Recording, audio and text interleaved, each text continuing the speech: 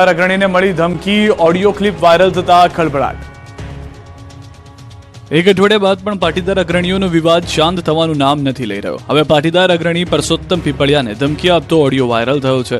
મહત્વનું છે કે સમૂહ લગ્નમાં જયેશ રાદડિયાના શાબ્દિક પ્રહાર બાદ જયેશ રાદડિયા અને નરેશ પટેલ વચ્ચેનો વિવાદ સામે આવ્યો છે।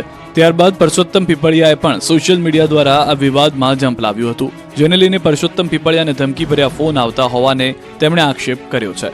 હા બોલો, જવાબ આપો, કેમ કાપી નાખો? મારે હુકમ તમને જવાબ આપો, હું તમને ઓળખતો નથી ને। અરે ઓળખાણ બધું આપું યાર, કેમ તો પછી તો હુકમ જયેશભાઈ વિરુદ્ધ લખો? ભાઈ તો મારી મરજી છે, તમે મારી વિરુદ્ધ લખો ને, તમને કોણ ના પાડે ભાઈ? તો પટેલ મારે સમાજનું એક જ તમારે રાજકારણી વાંચવાની થતી નથી, તમે ગમે એ હોય ભાઈ, કહું છું તો ભાઈ તો તમે માપે રહેજો આ બધું લખવામાં। તો પછી જે કાંઈ કરવાનું હોય આપે કરવાની છૂટ છે હો ભાઈ। માફી માંગવા દબાણ કરવામાં આવતું હોવાનો પણ તેમણે આક્ષેપ લગાવ્યો। સાથે જ તેમણે એમ પણ કહ્યું કે જ્યારે તમે અવાજ ઉઠાવો તો આવા તત્વો દબાણ કરતા હોય છે, પણ તેમનાથી નાસીપાસ થવાની જરૂર નથી। લાંબા સમય બાદ અલંગ શિપયાર્ડમાં લક્ઝુરિયસ ક્રૂઝ ભાંગવા માટે આવ્યું છે। કોરોના કાળ બાદ પ્રથમ વખત luxurious cruise ship Alang ship recycling yard ખાતે ભંગાણ અર્થે આવી પહોંચ્યું છે।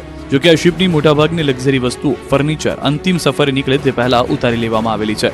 અલંગના પ્લોટ નંબર V5 દ્વારા ખરીદવામાં આવેલ 42 અલંગની સામેના દરિયામાં આવી પહોંચ્યું હતું, જે તેનું કસ્ટમ સહિતની સરકારી એજન્સીઓ દ્વારા ચેકિંગ કરવામાં આવ્યું હતું। 1982માં બનાવવામાં આવેલા 42 જહાજમાં 1664 પેસેન્જર અને 540 ક્રૂ મેમ્બરોનો સમાવેશ કરવા માટેની 724 કેબિનો સામેલ હતી। વર્ષ 2016માં તેનું રિનોવેશન કરવામાં આવ્યું। 215 મીટર લાંબુ અને 33 મીટર પહોળું આ જહાજ મુસાફરોનું આકર્ષણ હતું। તેમાં કુલ 12 માળ આવેલા છે, જે પૈકી 9 માળમાં કેબિનો આવેલી છે। 42 જહાજમાં 2 restaurant, 7 lift, 2 jeep, spa, beauty parlour, swimming pool, basketball, badminton, table tennis, theatre, internet cafe સાથે કોફી હાઉસ, નાઇટ ક્લબ સહિતના આકર્ષણો મોજૂદ હતા। પરંતુ આ જહાજને ભંગાવવા માટે મોકલવાનું છેલ્લા 2 વર્ષથી ચર્ચાઈ રહ્યું હતું, તેથી તેમાંથી મોટાભાગની લક્ઝરી વસ્તુઓ ઉતારી લેવામાં આવેલી છે। અલંગમાં કોરોના કાળ અને ત્યારબાદના 6 માસમાં 15 ક્રૂઝ શિપ ભંગાણ માટે આવ્યા હતા। જોકે તે સમયગાળા દરમિયાન સૌથી વધુ ક્રૂઝ શિપ તુર્કીમાં ભંગાણ અર્થે મોકલવામાં આવેલા હતા। મહાકુંભ